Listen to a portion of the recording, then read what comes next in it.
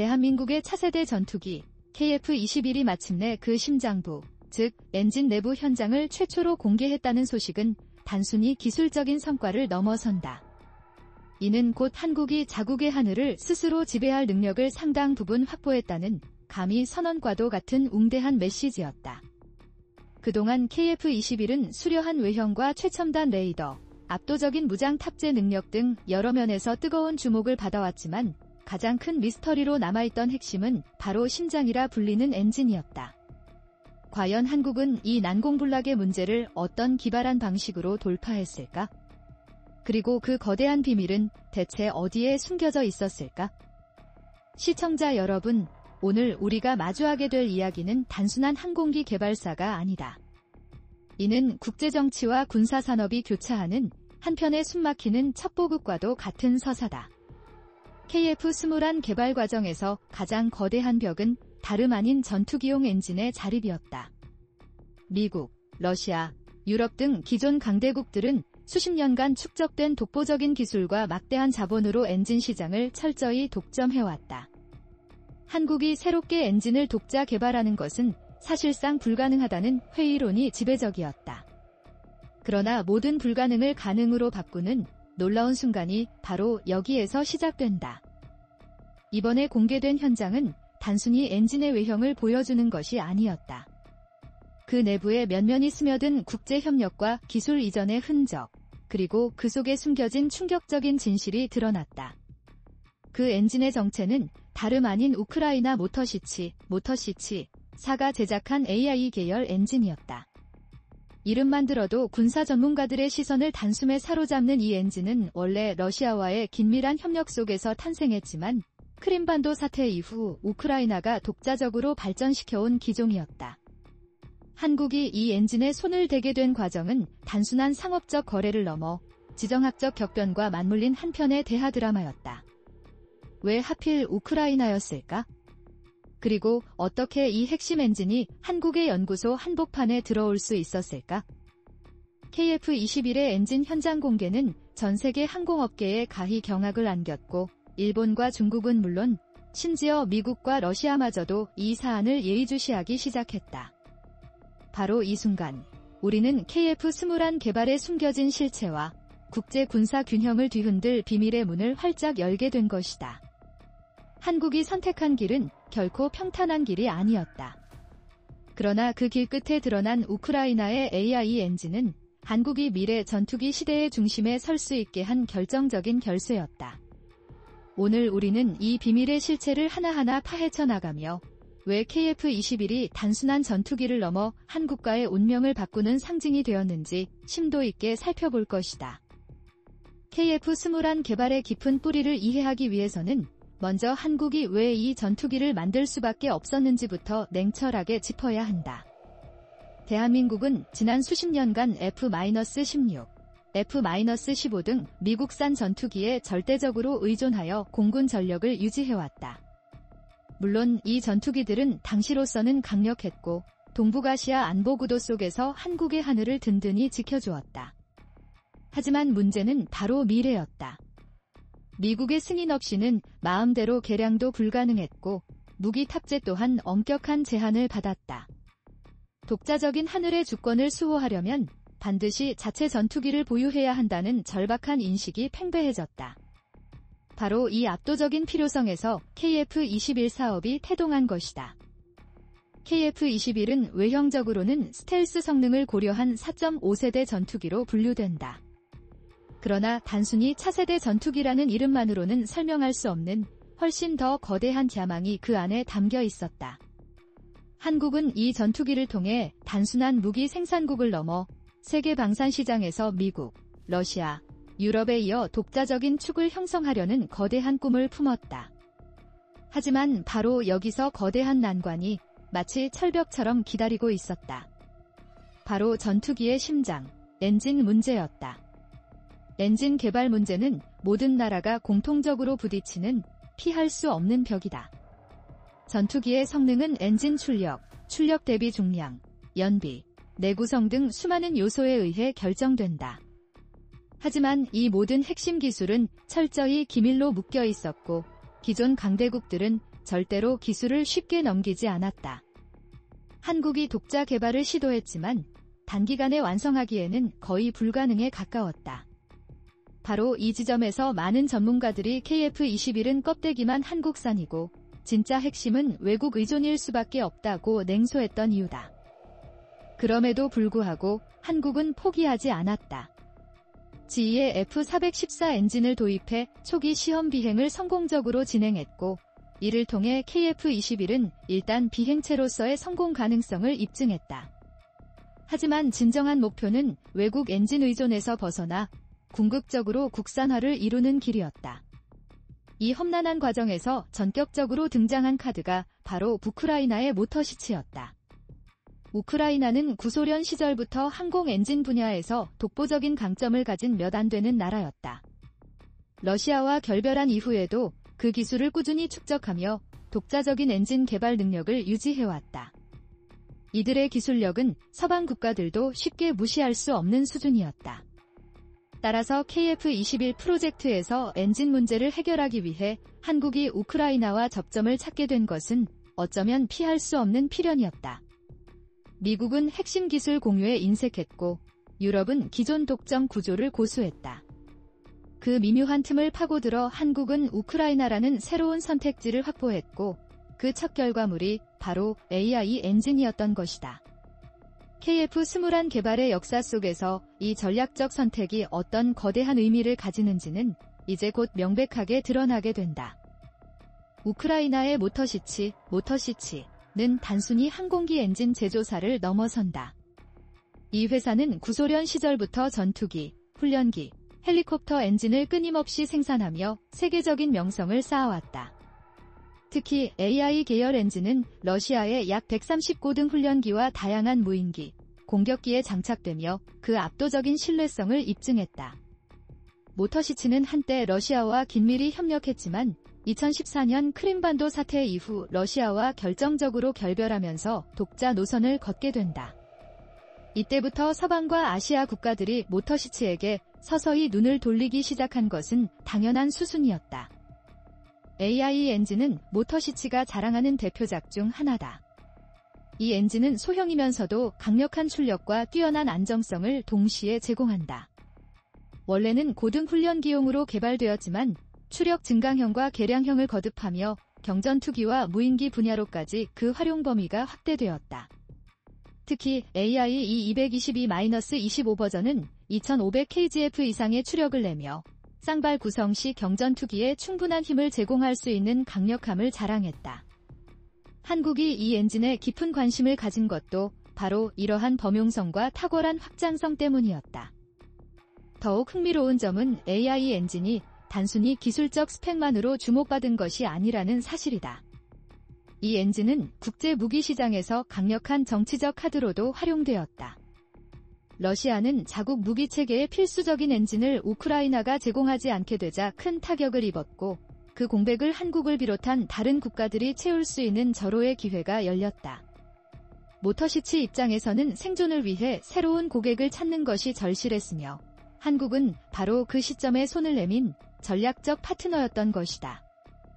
KF-21 개발진은 모터시치의 기술력과 오랜 경험을 높이 평가했다. 특히 한국이 독자 엔진 개발을 추진하는 과정에서 단기간에 실전 배치가 가능한 엔진 레퍼런스를 확보하는 것은 전략적으로 매우 중요했다. AI 엔진은 단순히 시험용이 아니라 한국이 장차 개발할 국산 엔진의 견고한 발판이 될 수 있는 모델이었다. 이 때문에 AI 엔진이 한국 연구소 현장에 들어온 것은 단순한 부품 구매가 아니라 궁극적인 기술 축적과 심도 깊은 학습의 기회로 받아들여졌다. 우크라이나와의 협력은 또 다른 중대한 의미를 가졌다. 한국은 전투기 엔진 분야에서 아직 걸음마 단계였지만 모터시치는 수십 년간의 방대한 노하우를 보유하고 있었다.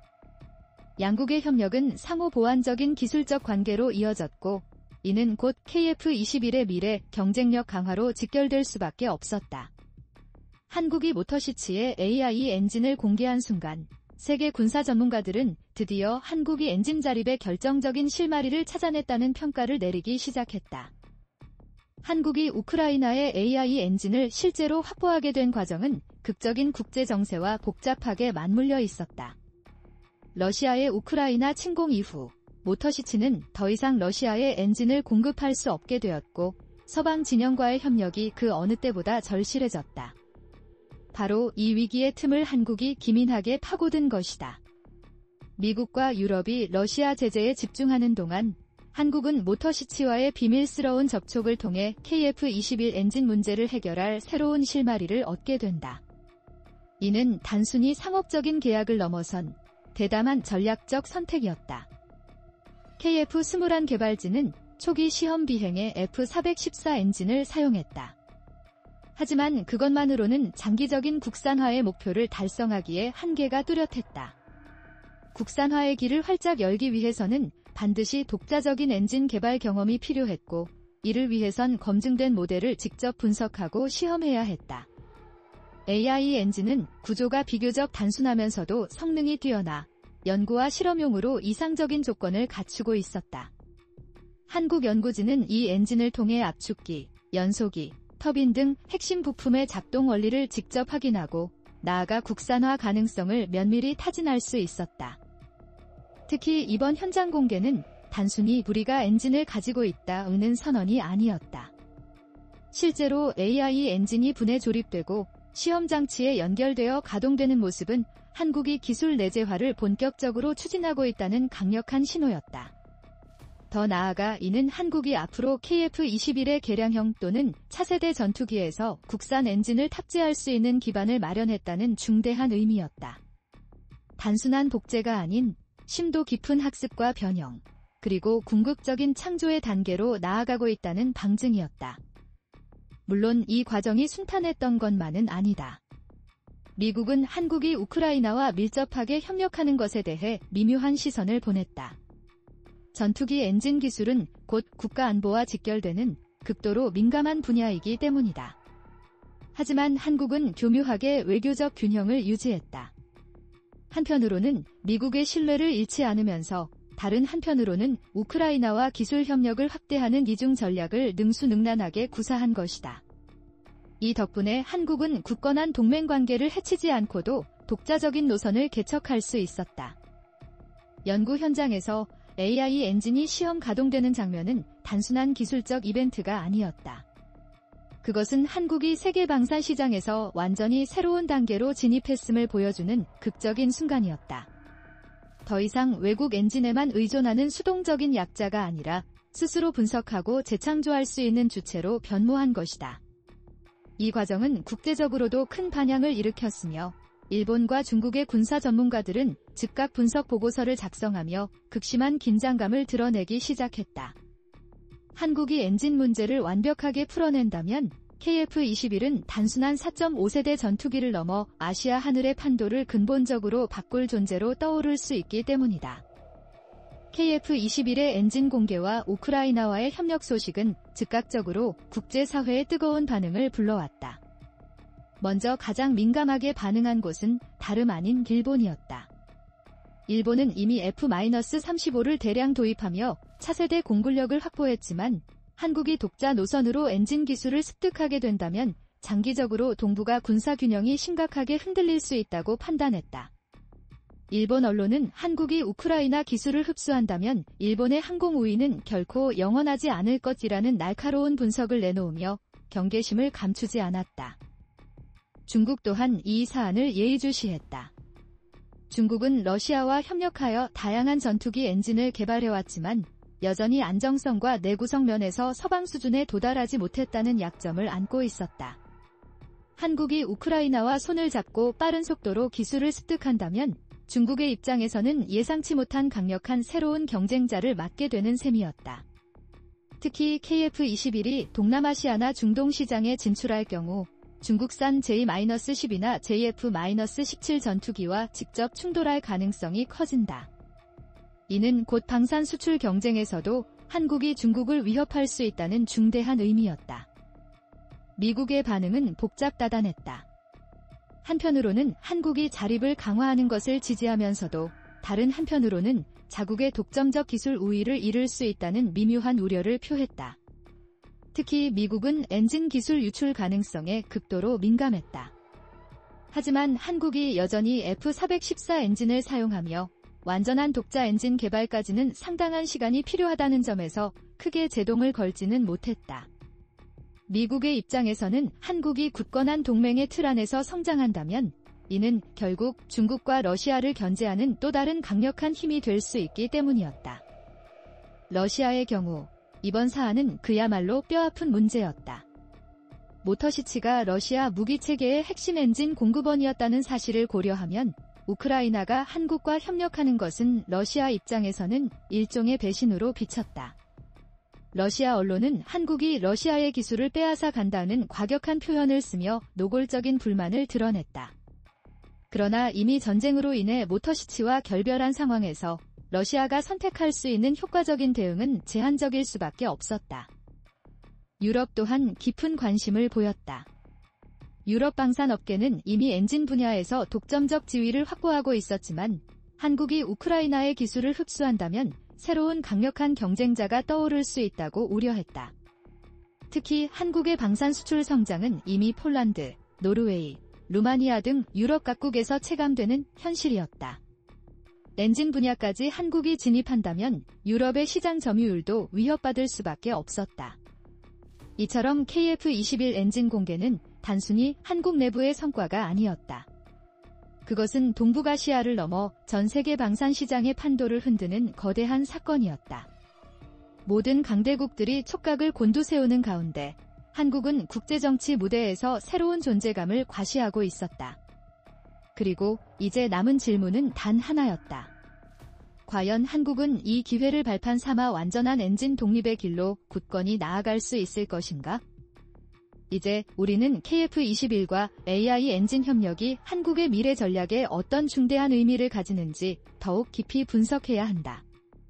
앞서 살펴본 것처럼 이는 단순히 엔진 하나를 도입한 사건이 아니라 한국 항공산업이 독립을 향해 본격적으로 도약하는 위대한 출발점이었다. 그러나 여기에는 단순히 기술 개발 이상의 심오한 함의가 숨어 있다. 군사적, 외교적, 산업적, 그리고 경제적 측면에서 모두 혁명적인 변화를 가져오고 있기 때문이다. 첫째, 기술적 자립의 문제다. 지금까지 한국은 전투기 엔진 분야에서 절대적인 약자로 평가되어 왔다. KF-21이 시험 비행을 하면서 지의 F414 엔진을 사용했지만 이는 어디까지나 임시적인 선택이었다. 만약 미국이 수출 제한이나 부품 공급 중단을 결정한다면 한국은 곧바로 막다른 길에 부딪힐 수밖에 없었다. 그러나 AI 엔진을 도입해 직접 시험하고 분석하는 과정은 한국이 엔진의 구조와 원리를 학습하는 데 결정적인 발판이 되었다. 이는 곧 국산 엔진 개발의 시계를 수년 앞당기는 결과를 가져올 수 있다. 단순히 우리는 외국 엔진을 빌려 쓴다는 수동적인 위치에서 우리는 스스로 만들 수 있다는 능동적인 위치로 대전환을 이루는 것이다. 둘째, 산업 생태계의 확장이다. 전투기 엔진은 단순히 하나의 제품이 아니라 수천 개의 정밀 부품과 수많은 기업들이 연결된 복잡하고 거대한 생태계를 형성한다. 압축기 블레이드, 터빈 디스크, 고온 합금, 세라믹 코팅 기술 등은 모두 최첨단 산업의 집약체다. 한국이 AI 엔진을 분석하고 국산화 과정에 돌입한다는 것은 곧 이 모든 분야의 산업 발전을 강력하게 자극한다는 의미다. 방산기업뿐 아니라 소재기업, 중소협력업체, 연구소까지 전방위적으로 성장할 수 있는 기반을 마련하는 것이다. 장기적으로는 자동차, 조선, 반도체 산업에도 엄청난 파급 효과를 줄 수 있다. 왜냐하면 항공기 엔진 기술은 열관리, 소재공학, 정밀 가공 등 다른 산업에도 응용할 수 있는 고부가 가치 원천 기술이기 때문이다. 셋째, 외교적 파급력이다. 한국이 국산 엔진을 확보하게 되면 더 이상 전투기 수출 과정에서 미국의 까다로운 허락을 기다릴 필요가 없다. 현재 KF-21은 인도네시아와 공동 개발을 진행하고 있으며 필리핀, 말레이시아, 이집트, 사우디아라비아 등 여러 국가들이 뜨거운 관심을 보이고 있다. 하지만 미국산 엔진을 사용한다는 것은 수출 시 반드시 미국 정부의 승인이 필요하다는 의미다. 국산 엔진을 확보한다면 한국은 독자적으로 수출 계약을 맺을 수 있으며 이는 국제 무기 시장에서 한국의 협상력을 극적으로 강화시킨다. 실제로 한국이 엔진을 자체 생산할 수 있다는 사실만으로도 협상 테이블에서 조건을 훨씬 유리하게 이끌어갈 수 있는 막강한 카드가 된다. 넷째, 안보 전략의 변화다. 한국은 지정학적으로 북한이라는 직접적인 위협뿐 아니라 중국과 일본이라는 잠재적 경쟁국, 러시아라는 예측 불가능한 불안정 요인과 복잡하게 맞닿아 있다. 이 복잡다단한 안보 환경에서 독자적인 전투기와 엔진을 보유한다는 것은 자주 국방의 핵심을 쥐는 것과 같다. 단순히 무기를 수입해 배치하는 수준이 아니라 위기 상황에서 스스로 유지보수 및 개량할 수 있는 능력을 갖추게 되는 것이다. 이는 곧 한국이 외부 압력에도 흔들리지 않고 독자적인 전략을 유연하게 구사할 수 있는 강력한 힘을 부여한다. 특히 북한의 미사일 위협과 중국의 군비 확장 속에서 KF-21과 국산 엔진은 한국이 주도권을 잃지 않게 하는 결정적인 수단이 될 것이다. 다섯째, 경제적 효과다. 방산산업은 단순한 무기 개발을 넘어 거대한 수출 산업으로 성장할 수 있는 잠재력을 지닌다. 이미 K2 전차, K9 자주포, 천국 미사일은 유럽과 중동 시장에서 놀라운 성공을 거두며 한국 경제에 새로운 수출 동력을 제공하고 있다. KF-21이 국산 엔진을 탑재하게 된다면 그 수출 경쟁력은 배가 된다. 단순히 가격 경쟁력이 아니라 완전한 기술 독립성을 무기로 삼을 수 있기 때문이다. 많은 개발도상국도 무기를 도입하면서도 정치적 종속을 우려한다. 그러나 한국산 전투기는 기술 독립을 상징하기 때문에 더욱 매력적인 대안으로 떠오를 수 있다. 여섯째, 국제 이미지의 제고다. 지금까지 한국은 첨단 기술을 미국이나 유럽에서 받아들이는 수용자 이미지가 강했다. 그러나 KF-21과 국산 엔진 개발에 성공한다면 한국은 기술을 창조하고 전파하는 공급자로 당당히 자리매김할 수 있다. 이는 단순히 군사 부문의 성과에 그치지 않고 한국이 글로벌 기술 강국으로 확실하게 인정받는 결정적인 계기가 된다. 이미 반도체와 배터리, 조선 산업에서 세계 1위를 다투고 있는 한국이 항공 엔진 분야까지 진출한다면 그 영향력은 상상을 초월할 것이다. 마지막으로 이번 협력은 역사의 아이러니를 안고 있다. 모터시치의 AI 엔진은 원래 러시아 무기체계의 핵심적인 부분이었지만 전쟁으로 인해 러시아와 결별하며 한국으로 넘어왔다. 이 기막힌 아이러니 속에서 한국은 새로운 기회를 잡았다. 세계사적 격변이 한국의 성장 발판이 된 것이다. 만약 한국이 이 기회를 제대로 활용한다면 단순한 기술 이전이 아니라 완전한 산업 도약을 이뤄낼 수 있다. 반대로 이 기회를 놓친다면 다시금 강대국의 그림자 속으로 들어갈 수밖에 없을 것이다. 결국 KF-21과 AI 엔진 협력은 단순한 기술 협력을 넘어선다.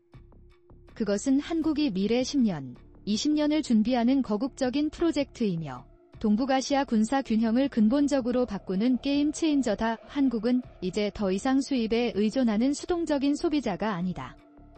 스스로 만들어내고 스스로 수출하며 스스로 하늘을 지배할 수 있는 창조적 강국으로 거듭나고 있다.